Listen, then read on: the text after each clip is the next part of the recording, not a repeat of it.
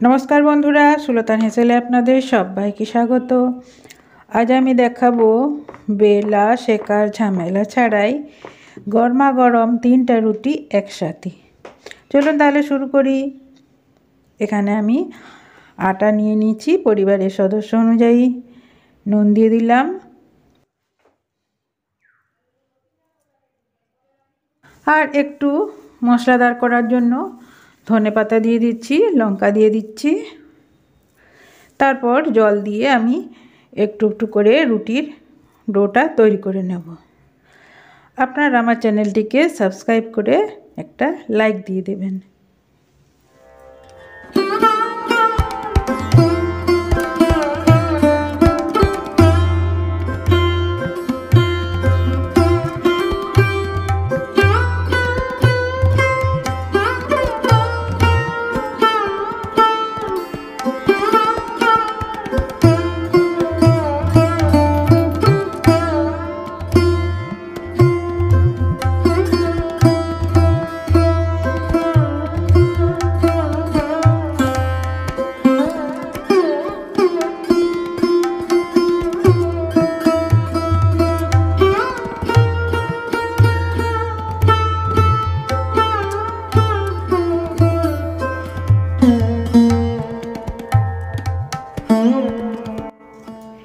ঠিক রুটির মতন আমি একটা ডো তৈরি করে নিয়েছি।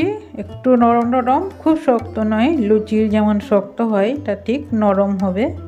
এই যে দেখুন, আঙ্গুল দিলে ডো হয়ে যাচ্ছে। এরপর এটাকে আমি ঢেকে 15 মিনিট রেস্টে রেখে দেবো, কিছুটা ফুলতে দেব। আমি ঢেকে দিলাম একদম। এবার 15 মিনিট পরে আমি ফিরে আসছি। দেখুন ডোটা একদম আরও সুন্দর হয়ে গেছে। আমি আর একটু মেখে নিচ্ছি। এরপর এর থেকে আমি সমান সমান মাপে লেচি কেটে নেব। পুরো ময়দাটাকে আমি প্রথমে দুভাগ করে নেব, তারপর তার থেকে আমি আবারও দুভাগ করে নেব, তার থেকে আবারও দুভাগ করে নেব। এইভাবে লেচিগুলো আমি কেটে নিচ্ছি।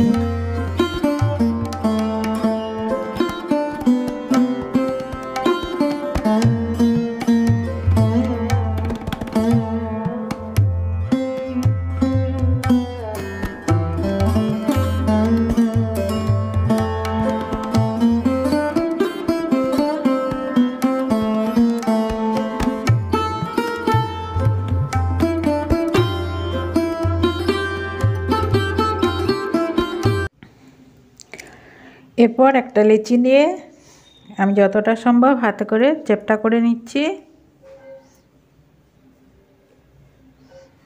3টা রুটি একসাথে তৈরি করব, তাই 3টা রুটিকে আমি এভাবে চ্যাপ্টা করে নিচ্ছি। যেসব বন্ধুরা রেসিপিটি দেখছেন তারা চ্যানেলটিকে সাবস্ক্রাইব করা না থাকলে চ্যানেলটিকে সাবস্ক্রাইব করে দেবেন। 3টা হাতে করে যতটা সম্ভব চ্যাপ্টা করে নিয়েছি।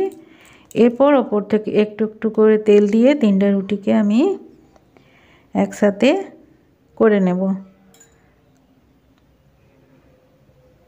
এরপরে আরেকটা দিয়ে দিচ্ছি, আবারও আমি তেল দিয়ে আবার একটা দিয়ে দেব, তারপর চাকি বেলায় বেলে নেব।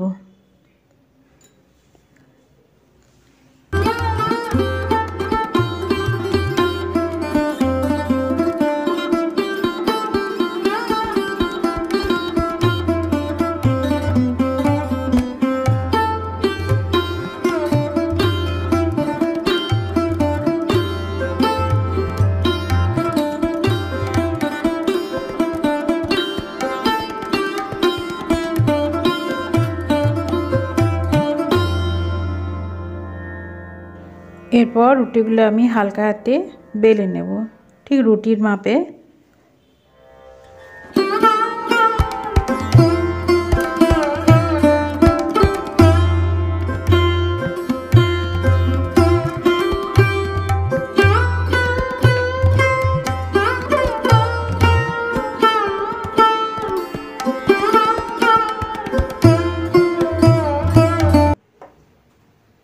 তাটা আগে থেকে গরম করতে দিয়েছিলাম, তা গরম হয়ে গেছে। এবার ওপর থেকে আটা ছড়িয়ে দিচ্ছি, তারপর রুটিগুলো দিয়ে রুটিগুলো একে একে সেঁকে নেব দেখুন কত সুন্দর 3টা রুটি একসাথে হয়ে যাবে।